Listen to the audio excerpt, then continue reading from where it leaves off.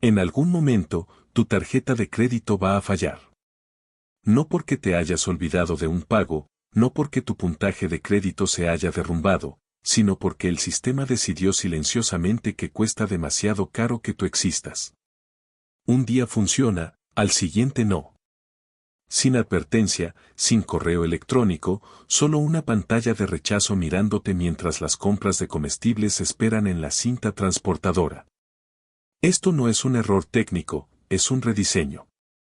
Detrás de acuerdos cerrados a puertas cerradas y guerras por tarifas, el acceso se está racionando, no eliminando. Y cuando las compras de comida, combustible y supervivencia dejan de procesarse, el problema no es tu tarjeta. Es la economía que ya no quiere cargar contigo. Lo que parece rechazos aleatorios de tarjetas es en realidad la primera fase visible de una reescritura estructural. Las tarjetas de crédito no se están eliminando, se están filtrando. El detonante es un acuerdo legal de larga duración que reconfiguró cómo operan las redes de pago, quitando poder a Visa y Mastercard y entregándoselo directamente a los comerciantes. Durante décadas, aceptar una red significaba aceptar todas las tarjetas en ella. Esa regla desapareció. Ahora la aceptación es condicional, selectiva y determinada por costos. La razón es matemática. Cada pasada, swipe, lleva una tarifa de intercambio que típicamente va del 1.5% a más del 3%. En una compra de comestibles de $200, eso puede significar que $3 a $6 desaparecen instantáneamente antes de que el minorista cubra mano de obra, renta, servicios públicos y mermas. En industrias donde los márgenes rondan el 1% al 2%, esa tarifa sola puede borrar la rentabilidad. Una vez que se permitió a los comerciantes discriminar por tipo de tarjeta, el incentivo cambió de la noche a la mañana. Las tarjetas de alto costo dejaron de ser clientes. Se convirtieron en pasivos. Por eso la presión se concentra primero en el gasto cotidiano. Los comestibles, el combustible y los básicos del hogar generan un volumen masivo, pero casi ningún colchón. Cuando la inflación empujó los precios de los alimentos más del 25% desde 2019, los costos de intercambio subieron en dólares absolutos, incluso si el porcentaje se mantuvo igual. Al mismo tiempo, la dependencia de los consumidores del crédito se expandió mientras los salarios reales se rezagaban. Esas dos fuerzas colisionaron y los comerciantes respondieron apretando la aceptación en lugar de absorber pérdidas. Esa transición prepara el terreno para lo que viene después. Cuando el acceso depende de la eficiencia de costos, las tarjetas premium de recompensas, las asociadas a cashback y beneficios de viajes, destacan inmediatamente. Llevan tarifas más altas, generan márgenes más bajos y se convierten en las más fáciles de excluir. Este es el punto de inflexión donde la conveniencia se convierte en restricción y donde el problema pasa de la infraestructura de pagos a la supervivencia del hogar. Una vez que la aceptación de tarjetas se convierte en un filtro de costos, el comercio minorista de alimentos es donde primero aparecen las fracturas por estrés. Las tiendas de comestibles operan con velocidad, volumen y perecederos, no con poder de fijación de precios. El inventario rota semanalmente. La comida no vendida expira. La mano de obra y la refrigeración funcionan sin parar. Eso deja casi ningún colchón cuando los costos de transacción suben. Un hogar típico ahora gasta entre $175 y $220 por semana en comestibles. Cuando los precios subieron aproximadamente un 30% en 5 años, el costo absoluto en dólares de procesar cada transacción aumentó con ello, incluso antes de contar robos, deterioro y salarios crecientes. A diferencia del comercio discrecional, las tiendas de comestibles no pueden empujar a los clientes hacia alternativas de mayor margen. La comida no es opcional y la demanda no escala limpiamente con aumentos de precios. Cuando los costos de transacción se comen retornos ya delgados, la única palanca ajustable que queda es la aceptación de pagos. Por eso la denegación aparece en los mostradores de comida antes que en electrónicos, ropa o viajes. Esas categorías pueden posponer compras, agrupar márgenes o ajustar precios. Los comestibles no. Esta presión se intensifica porque el comercio de alimentos lleva una exposición oculta que la mayoría de los consumidores nunca ve. Una gran parte del gasto en comestibles fluye a través de sistemas de pago subsidiados o diferidos. SNAP y EBT cubren a millones de hogares. El crédito llena los huecos que esos programas no cubren. Cuando el acceso al crédito se aprieta en la caja, no hay comportamiento sustituto, solo transacciones fallidas. Eso crea fricción inmediata, no demanda demorada. El sistema se rompe más rápido aquí porque las tiendas de comestibles absorben el estrés económico en tiempo real. Sienten la inflación inmediatamente. Sienten el robo inmediatamente. Sienten los costos de pago inmediatamente. No hay mecanismo de suavizado trimestral. Cuando un método de pago cuesta más de lo que aporta, se elimina sin ceremonia. Sin anuncio, sin periodo de transición, solo una actualización de política enterrada en un terminal. Esa realidad prepara el escenario para la siguiente escalada. Una vez que los minoristas de alimentos comienzan a clasificar transacciones por eficiencia de costos, el tipo de tarjeta que llevas importa más que si pagas a tiempo. Aquí es donde ciertas tarjetas dejan de ser herramientas neutrales y empiezan a convertirse en pasivos estructurales. Si el comercio de alimentos comienza a clasificar transacciones por eficiencia de costos, el foco se desplaza a las tarjetas de recompensas y la matemática se vuelve hostil. El cashback, los puntos y los beneficios de viajes no son regalos. Están financiados por tarifas de intercambio que a menudo son 0.5 a 1.2 puntos porcentuales más altas que las tarjetas estándar. En una canasta de comestibles de $300, esa diferencia puede significar $2 a $4 perdidos instantáneamente antes de que una tienda gane un solo dólar en ganancia. A escala, esa brecha se acumula en millones. Por eso las tarjetas de recompensas pasan de activo a pasivo en el momento en que los comerciantes ganan discreción. Desde el lado del consumidor, estas tarjetas señalan disciplina y estatus. Desde el lado del comerciante, señalan costos de procesamiento más altos sin beneficio compensatorio. Las tiendas de comestibles no capturan millas aéreas. No recuperan cashback. Simplemente absorben la tarifa. Cuando los márgenes se miden en centavos, esa distinción se vuelve decisiva. La contradicción es estructural.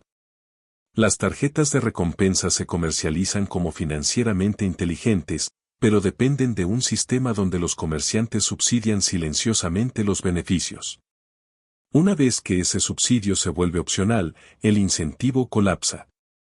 Las tiendas ya no están obligadas a tratar todas las tarjetas por igual, y el trato igual era lo único que mantenía las tarjetas de recompensas universalmente utilizables. Sin eso, la aceptación se vuelve condicional, fragmentada e impredecible. Esto también remodela el comportamiento del consumidor de formas que la mayoría no anticipa. La confiabilidad del pago pasa de la solvencia crediticia a la economía de la tarjeta. Un titular de tarjeta con historial de pagos perfecto aún puede ser rechazado si la tarjeta en sí falla una prueba de rentabilidad. La aprobación ya no garantiza usabilidad. El riesgo se mueve del prestamista al punto de venta, donde las decisiones son instantáneas y opacas. Esa transición aprieta la presión sobre hogares que ya dependen del crédito para suavizar costos crecientes. Cuando una tarjeta de recompensas deja de funcionar para esenciales, el consumidor no degrada los beneficios. Se apresura a buscar alternativas. Aquí es donde la dependencia de saldos revolventes se profundiza y el financiamiento a corto plazo se expande. Cuando ciertas tarjetas pierden aceptación para esenciales, el sistema financiero no se aprieta uniformemente. Canaliza a la gente hacia formas más riesgosas de endeudamiento.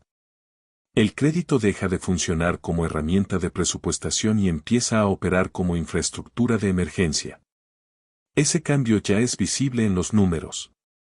Los saldos de crédito revolvente en Estados Unidos ahora superan los 1.3 billones de dólares mientras que los APR promedio de tarjetas están por encima del 21%. Con muchas cuentas cercanas al 28 a 30%. A esas tasas, el crédito ya no suaviza la volatilidad. La está agravando. Aquí es donde se forma la trampa. A medida que las tarjetas confiables fallan en la caja, los hogares no reducen el consumo. Redirigen los pagos. El uso de compra ahora, paga después, Buy Now Pay Later, ha explotado, especialmente para necesidades antes consideradas no negociables. Comestibles, servicios públicos y combustible cada vez más pasan por productos de cuotas a corto plazo que fragmentan los pagos en piezas más pequeñas y engañosamente manejables. Una cuenta de comestibles de $180 se convierte en 4 pagos de $45. La ilusión de asequibilidad reemplaza la asequibilidad real. Esa fragmentación oculta el estrés acumulado. Pierde un pago y las penalidades se acumulan rápido.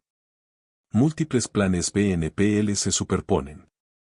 Los calendarios de pago colisionan. Lo que parece flexibilidad se convierte en una red de obligaciones fijas sin margen de error. A diferencia del crédito tradicional, estos sistemas a menudo quedan fuera de protecciones claras al consumidor, haciendo que reversiones, disputas y acomodaciones por dificultades sean mucho más limitadas. Esto importa porque la red de seguridad ya se ha adelgazado. El ingreso disponible real no ha seguido el ritmo de la inflación que elevó los costos básicos del hogar aproximadamente un 25 a 30% desde 2019. Los salarios subieron pero de forma desigual. La brecha se llenó con plástico. Cuando el acceso a ese plástico se vuelve inestable, las opciones de respaldo son estructuralmente peores. El sistema no colapsa de golpe. Se estrecha. Métodos de pago que antes funcionaban en todas partes ahora funcionan selectivamente. El crédito que antes compraba tiempo ahora acelera la angustia.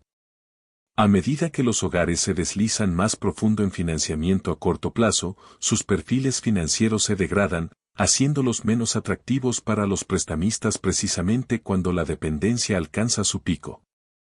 A medida que los hogares se deslizan más profundo en financiamiento a corto plazo, la respuesta política parece simple. Limitar las tasas de interés y detener la hemorragia. Sobre el papel, un tope del 10% en APR suena a alivio. En realidad, detona el equilibrio frágil que mantiene unido el crédito al consumidor. La fijación de precios del crédito no es arbitraria. Refleja riesgo de incumplimiento, costos de fondeo, pérdidas por fraude y requisitos de capital regulatorio. Quita esa flexibilidad y los prestamistas no bajan precios, reducen acceso. La matemática es implacable. Cuando los APR promedio de tarjetas están por encima del 21%, un tope duro al 10% corta los ingresos por intereses brutos más de la mitad de la noche a la mañana. Ese ingreso actualmente compensa pérdidas por pagos tardíos, charge-offs y prestatarios no prime. Una vez que ese colchón desaparece, los emisores se ven forzados a reescribir estándares de aprobación. Los límites se encogen. Las cuentas se cierran. Las nuevas aprobaciones se ralentizan a paso de tortuga. Los prestatarios golpeados primero no son gastadores imprudentes. Son usuarios marginales que dependen del crédito para cerrar brechas de ingresos. Esto crea un efecto de segundo orden que rara vez se discute. A medida que el crédito se contrae, la competencia entre prestamistas colapsa. Menos emisores significa menos productos, menos flexibilidad y términos más estrictos incluso para prestatarios con puntajes decentes. Lo que sobrevive es una porción estrecha y de alta calidad del mercado. Todos los demás son empujados silenciosamente afuera. El tope destinado a proteger a los consumidores termina clasificándolos. Al mismo tiempo, los comerciantes no ven alivio. Las tarifas de intercambio no están directamente ligadas a los APR. Menores ingresos por intereses no reducen costos de swipe, así que los minoristas aún enfrentan la misma economía de transacciones mientras los consumidores enfrentan menos tarjetas utilizables. La presión que empezó en la caja no desaparece. Migra río arriba hacia la gestión de cuentas. Esta colisión de políticas aterriza en el peor momento posible. Los balances de los hogares ya están estirados. La deuda revolvente está elevada y el financiamiento alternativo se ha normalizado. Quita el crédito tradicional sin reemplazar el crecimiento de ingresos y el sistema no se estabiliza. Se desestabiliza más rápido una vez que el acceso al crédito se contrae bajo presión política.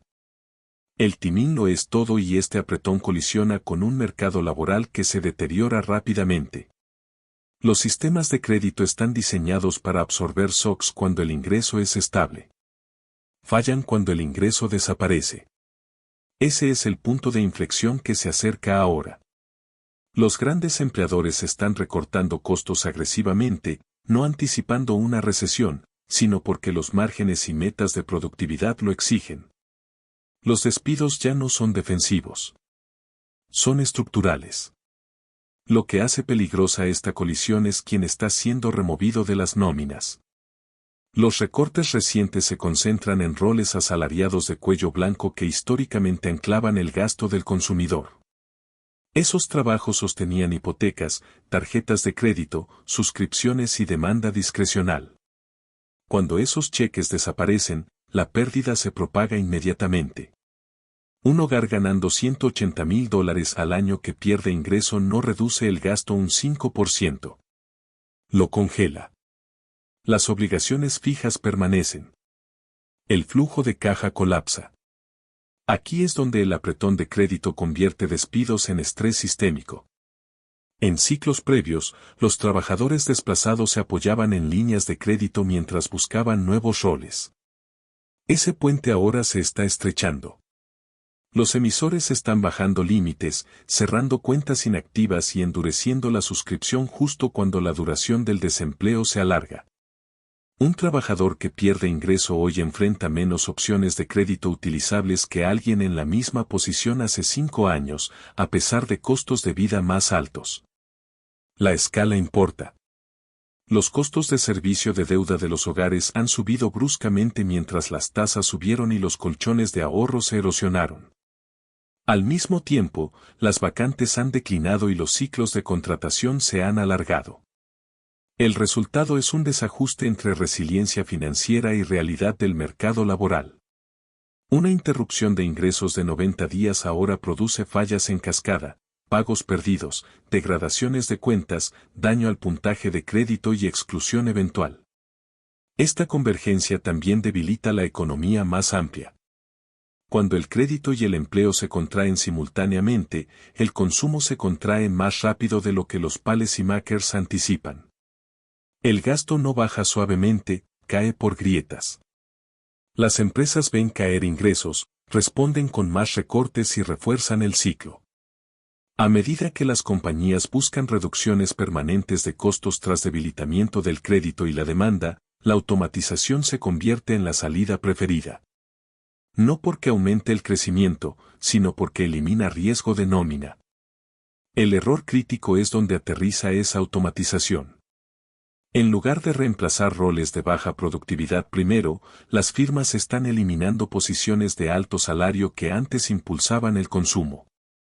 Software, logística, finanzas, medios y capas de gestión se están eliminando porque los algoritmos son más baratos que los salarios y no requieren compromisos a largo plazo. La economía es cruda.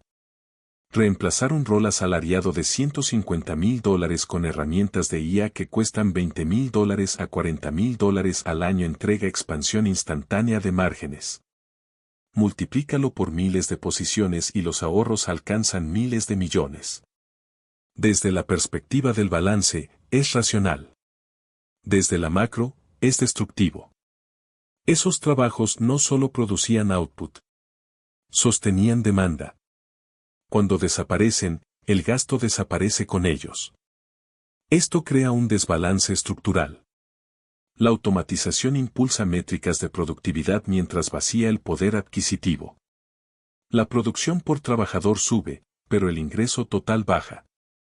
Esa desconexión rompe la asunción de que la eficiencia lleva naturalmente a la prosperidad. En este ciclo, la eficiencia acelera la contracción. La economía produce más capacidad con menos gente capaz de pagarla. El daño se extiende de forma desigual. roles de entrada y de mitad de carrera se aprietan desde ambos extremos. Los nuevos graduados enfrentan menos aperturas porque las vías de entrenamiento se automatizan. Profesionales de nivel medio son desplazados porque sistemas de soporte de decisiones reemplazan tareas de juicio. Lo que queda es una capa delgada de roles de supervisión y una base cada vez más ancha de trabajo contingente con ingresos inestables. Esto importa porque los sistemas de crédito y mercados de vivienda se construyeron sobre empleo asalariado predecible. Cuando la automatización remueve esos anclajes, los modelos financieros se rezagan de la realidad. Las evaluaciones de riesgo subestiman volatilidad. Los incumplimientos suben inesperadamente. El crédito se vuelve más selectivo, reforzando la presión ya en movimiento. El resultado es un mercado laboral que luce saludable en gráficos de productividad mientras los hogares se sienten más pobres mes a mes. Y esa divergencia alimenta directamente el siguiente punto de falla donde las estadísticas oficiales de empleo dejan de reflejar las condiciones económicas vividas, enmascarando el deterioro hasta que se vuelve imposible ignorarlo. A medida que la automatización vacía ingresos estables mientras el crédito se aprieta, el daño debería ser obvio. Sin embargo, los datos oficiales siguen insistiendo en que todo está bien. Esa contradicción existe porque las estadísticas modernas de desempleo ya no miden estabilidad económica. Miden participación técnica. Si alguien trabaja 1 hora en la semana de la encuesta, se cuenta como empleado. La adecuación de ingresos es irrelevante. La volatilidad es invisible. La supervivencia se clasifica como salud. Así es como el deterioro se esconde a plena vista. Millones ciclan por trabajo a tiempo parcial, roles por contrato y plataformas gig mientras ganan muy por debajo de lo que el empleo full-time antes proveía. Esos trabajadores no desaparecen de la fuerza laboral. Siguen contados incluso mientras su poder adquisitivo colapsa. El resultado es un mercado laboral que luce ajustado en papel mientras los hogares pierden terreno silenciosamente. El desempleo funcional, gente incapaz de cubrir costos básicos de vida a pesar de trabajar, se ha expandido sin activar alarmas. El efecto de enmascaramiento se profundiza por indemnizaciones y reportes demorados. Grandes despidos a menudo incluyen 60 a 90 días de continuación de nómina, posponiendo filings de desempleo. Durante esa ventana, el ingreso parece intacto mientras el flujo de caja futuro ya se fue. Para cuando la indemnización termina, los límites de crédito pueden ya estar reducidos y las perspectivas laborales disminuidas. Las estadísticas se ponen al día tarde, mucho después de que el daño financiero se instale. El trabajo gig añade otra capa de distorsión. Las plataformas absorben trabajadores desplazados rápido, pero a paga mucho más baja e impredecible. Un salario anterior de $120,000 reemplazado por tareas esporádicas de $25 la hora cuenta como reempleo, aunque el ingreso anual pueda caer 50 a 70%. La tasa titular no se mueve, pero el consumo sí. Este punto ciego estadístico alimenta complacencia política. Cuando el desempleo parece bajo, el apoyo se aprieta, las condiciones de crédito se endurecen, las redes de seguridad se retraen. Sin embargo, los hogares experimentan lo opuesto a la estabilidad. Los gastos permanecen elevados, el ingreso se fragmenta y los colchones se evaporan. Esa brecha entre confianza oficial y realidad vivida empuja el sistema hacia su siguiente punto de quiebre. Cuando la gente intenta reingresar al empleo estable en masa, colisiona con un mercado de contratación que ya no funciona como tal, exponiendo cuán poca oportunidad realmente existe bajo los números. Cuando los datos distorsionados de empleo finalmente empujan a la gente de vuelta al mercado laboral, la ilusión colapsa inmediatamente. Hay aperturas en papel, pero no acceso. Los sistemas de contratación ahora están optimizados para filtrar, no seleccionar. El screening automatizado rechaza a la mayoría de solicitantes antes de que un humano los vea. Datos internos de plataformas de contratación muestran que la probabilidad de recibir una oferta por aplicación ha caído a aproximadamente 0.4%. Cientos de envíos pueden no rendir nada. Esto no es una desaceleración. Es un cuello de botella diseñado para escasez. Al mismo tiempo, la competencia se ha vuelto asimétrica. Profesionales despedidos con años de experiencia son canalizados a los mismos roles que nuevos graduados, trabajadores por contrato y empleados de servicios desplazados. Ese exceso de oferta empuja salarios hacia abajo, incluso mientras los requisitos de trabajo suben. Las listas exigen conjuntos de habilidades más amplios, mayor disponibilidad y output más rápido, a menudo niveles de paga 10 a 20% más bajos que roles comparables hace solo unos años. La desesperación alimenta la espiral. Los solicitantes se supujan a sí mismos, ofreciendo trabajar por menos con esperanza de destacar, lo que solo resetea el mercado más bajo para todos. Este entorno rompe el mecanismo de recuperación que antes seguía a los despidos. En ciclos previos, la pérdida de empleo era temporal y la reabsorción probable. Ahora, el tiempo sin ingresos se estira mientras las probabilidades de reingreso se encogen, las habilidades se deterioran, las redes se adelgazan, los perfiles de crédito se deterioran. Cuanto más tiempo alguien permanece fuera del empleo estable, menos empleable parece para sistemas automatizados entrenados en historiales de trabajo continuos. El mercado castiga brechas, incluso cuando esas brechas son sistémicas. Ese fracaso alimenta directamente la convergencia final. Crédito, empleo y confianza nunca fueron pilares independientes. Se refuerzan mutuamente. El crédito asume ingreso futuro. El empleo asume contratación funcional. La confianza asume que ambos se mantendrán. Cuando uno se rompe, los otros se debilitan. Cuando los tres se fracturan simultáneamente, el sistema pierde su capacidad de autocorrección. Los hogares responden racionalmente. El gasto se contrae bruscamente. La tolerancia al riesgo desaparece. Las compras grandes se detienen. Las pequeñas se demoran. Las empresas ven ingresos suavizarse y responden cortando más costos, a menudo mediante más automatización o términos de crédito más estrictos. Los prestamistas observan riesgo creciente y se retiran de nuevo. El lazo se aprieta. Cada movimiento defensivo se convierte en el próximo detonante. Por eso el resultado se siente diferente de una recesión típica. No hay un evento de crash único. Ningún momento obvio en titulares. En cambio, el acceso se erosiona silenciosamente. Las tarjetas funcionan en menos lugares.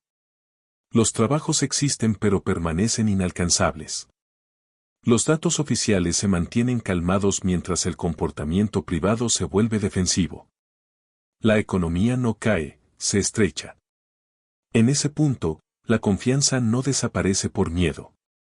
Desaparece porque las reglas dejan de tener sentido. El esfuerzo ya no mejora resultados. La estabilidad ya no sigue al cumplimiento.